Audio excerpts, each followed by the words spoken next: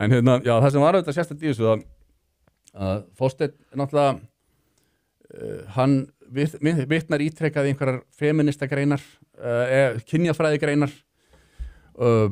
en það sem að þarf að taka umræð er að kynjafræðin sem að þessi búbla sem að Steini í og allar þessar hugmyndir hans að karlmennska sé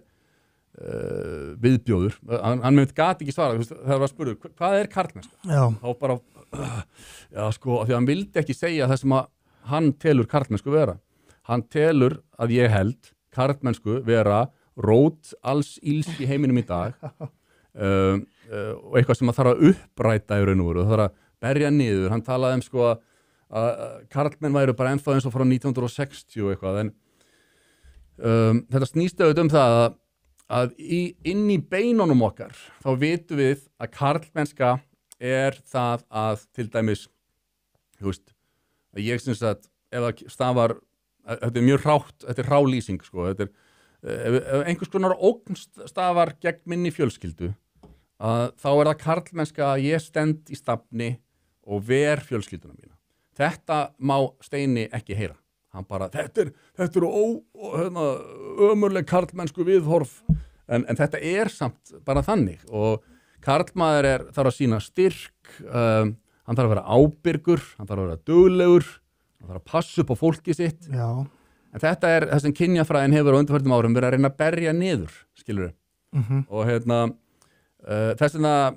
getur hann ekki svara neinu þegar hann spurður karlmennsku og vitna bara einhverja kynjafræði greinar. Og endalaust að frösum og hugtökum sem eins og allir að bara vita hvað þetta þýðir, skilurðu. Eins og ég sagði líka þarna í þættinum held ég að málið að það sem að hann svona heila þegin af, sko, það virkar ekki úti á markaðstorgi hugmyndana á meðal venjulegs fólks. Það virkar bara inn í þessum bergmálshelli kynjafræðirnar upp í háskóla og því að þetta heldur einhver vatni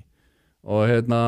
hann svona þrástaklaðist á þessu og það kom hreinlega illa út fyrir hann og kommentin bara inn á samstöðinni eru örglega, maður sjá, þetta eru 480 komment. Wow. Já, það einhver í geðrófi að svara allir kommentum líka, sko, sem Þau voru bara 50 þegar ég kíkti á þetta í gær. Þetta rosalegt. En allavega þau voru öll bara einhvern veginn á þá leið að Steini hefði verið hræðilegur, en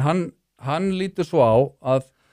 hans framkoma hafi öll verið til fyrirmyndar og þessi bara incel brjálæðingar frá broadcasti sem að sé að kommenta. Og þegar ég fór yfir þessi 50 komment þarna í gær eitthvað, þá kannast ég ekki við neina svona broadcast áhangandur þar inn í þeim hópi. Hann segir sko, ok, málefnilegt að uppnefna mig, dæmigerri kvenfyrirlitningu og segja mig, tala með raskatunum, ok. Aðrir virðast koma beint upp úr incel-búblu broadcastins, mættastir til að verja frelsaran sinn. Ég held að mest af þessu fólki eitthvað sem ég þekki engin deila og kannast ekkert við. Ágætt að vitið ekkert að þvælast fyrir þeim, flottir strákar. Stóra vandamálið greinilega hvað ég ógeðslega hrokafullur, dónalegur og tilfinningasamur. Það sennilega að finna Jesú, en mér þætti áhugavert að vita hvaða málefnalegu gagnrýni á minn málflutning þessi sjómlar geta tínt til. Ég hef ekki heyrt neitt. Greið kallinn, hann einhvern veginn, hún dettur ekki í huga að frammistaða hans hafi kannski ekki verið mjög glæsileg þarna. En þú má ekki gleyma því að Þorsteinn samt sérfræðingur á þessu sviði. Hann með háskólamenntun, hann veit bara örlítið betur en við hinn, ómentuð, ólærðu inselgaurar, sko. Það kom skýrt fram þarna í þessu innslagi, en það einmitt svo dapurlegt akkurat að kynjafræðin sem hann sérfræðingur í ekki, sko, þetta mjög umdeild fræðigrein, við skulum hafa það alveg á hreinu. Allir þeir sem að stunda eitthvað vísindastarf og fræðimenn vita það að kynjafræðin byggir á mjög veikum grunni, þar sem að langflestar rannsóknir kynjafræðinar eru mengaðar af confirmation bias, ég myndi ekki hvað það heitir á íslensku, en þú veist, það allan að það lagt af stað í rannsóknir með fyrirfram ákveðna hugmynd að niðurstöðu og svo rannsóknin löguð að því. Þetta hefur verið sýnt fram á margítrekað. Enda kynjafræðin ekkert annað en pólitísk hugmyndafræði, bara rétt eins og þetta eins og við höfum verið að ræða efnahagsmál í einhverju sjónvarpsviðtali og hann fær alltaf að vitna einhverja ritgerðir eftir Karl Marx myndi segja bara, en Karl Marx sagði það bara sannleikur þá að auðvaldið að arðræna vinnumarkaðin og við veitum það að slíkar kenningar, pólitískar kenningar Karl Marx, þær fljúga ekki í nútíma samfélagi og það því miður bara nákvæmlega saman på teningin með kynjafræðina. En þau náttúrulega verða örugglega síðust til þess að átta sig á því en þar liggur hundurinn grafinn eins og sagt Mér mjög áhugavert þegar þið fóru að tala föður eða þú nefndir að föðurímyndið væri og hann algjörlega hafnaði bara kom alveg og þetta væri bara bull og ég prófaði að fletta upp aðeins og það kemur svo endalaust að rannsóknir sína og líka ég myndi að í fangelsum það talað 70-80% af föngum séu að koma úr þennan aðstæðum að þeir hafi haft litla eða enga föðurýmynd. Þetta næst stærsti faktor sem fangar eiga samilegt eftir alkoholisma. Einmitt. Og það lack of föðurýmynd, skilur og ert líklegri til að lenda í alls konar vandræðum ef þú ert ekki með föðurýmynd. Þetta ekki eitthvað, þú lendir bara í því, þú ert líklegri. Skilur og kynjafræðingurinn hann sem gat ekki skilgreint karlmennsku og vissi ekki af þessum staðrindum. Það alveg hreint ótrúlegt og svo fór hann út í þetta forréttindatal allt saman og þegar kom nú áður bæði þegar þau fóru að tala að við vera meðvituð það að þau séu hvít og þau séu ófötluð. Ég benti á hvaða forréttindi eru að vera hvítur þegar þú býr í samfélagi þar sem allir eru hvítir. Og þá alveg bara byttu nú við en ef þið skoðið málið hvaða forgjöf hef ég fyrir það að vera hvítur þegar ég í striti dagsins í mínu lífsgæða kapplöpi að keppa í samkeppni við að allir aðrir eru hvítir þannig að meikar engan sens þetta meikar engan sens og sama má ég segja með fatlaða þetta eru fatlaðir þeir glíma við áskorunir sem að við hinn erum laus við vissulega, þess vegna erum við með sem komum við til móts við þau með velferðarkerfinu okkar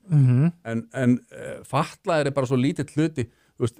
stritið mitt, stritið okkar samkeppnin sem við erum í gæði lífsins við annað ófatlað fólk algjörlega og fatlað fólkið bara í öðru mengi langflestir sem betur fer fæðast ófatlaðir og þannig að það svo fáránlegt að tala það einhvern veginn að þú ert með forréttindi hvað þetta varðar en þetta þessi marxíska hugsun og þá flokka alla upp í einhvern veginn forréttindapjessa eða fórnarlömb eða gerendur og þolendur og svo framvegis sem ekki til gagns fyrir neitt í samfélaginu. Við átti mjög áhugavert samtal við mann sem hann sósíalisti og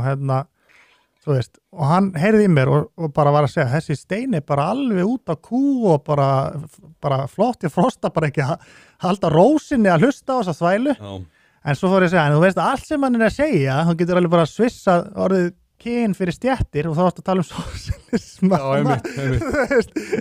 þetta alltaf og ég alveg tala kynjafræðin og sósíalistarnir og þetta allt byggt á Marx og það svo magna hvað afneitaði samt en gaman að þessu samt þetta vakti mikla athygli og var skemmtilegt ég vildi gjarnan, ég sagði við Steina og ég teka fram við áttum nú gott spjall eftir útsendinguna ég og Steini og ég eins og ég sagði líka, ég hef ekkert á móti Steina sem mannesku, ég bara ósammála hugmyndunum hans og þess vegna hefur mig alltaf langað til að ræða meira við Steina hann talar að ég sé ómálefnalegur og þegar við tölum saman í viðtölum að þá kom ekkert út úr því en ég ekki viss að það sé allt mér að kenna allan að sýndi viðtalið í þessari viku ekki fram á það held ég hvað telur hann vera að þú verður málumlega þú bara segir að þú ert sammálunum og þá eina leiðin til að viðtalið make sens make sens en ég tel mjög þarft að þessar hugmyndir Steina séu ræddar í þaula og ég óska þess að hann verði tilbúin til meira samtals Ég held að kynjafræðingar ætti nú að tala sér saman og senda einhvern hérna verðuðari anstæðing til að hann alveg búin að feila því sko, að verja þetta sko. En ég kann vel við sko baráttuþrek Steina og hann hérna, þó að hann sé að berjast fyrir að mínum mati, kolröngum hugmyndum, að þá hann mjög fastur fyrir að verja það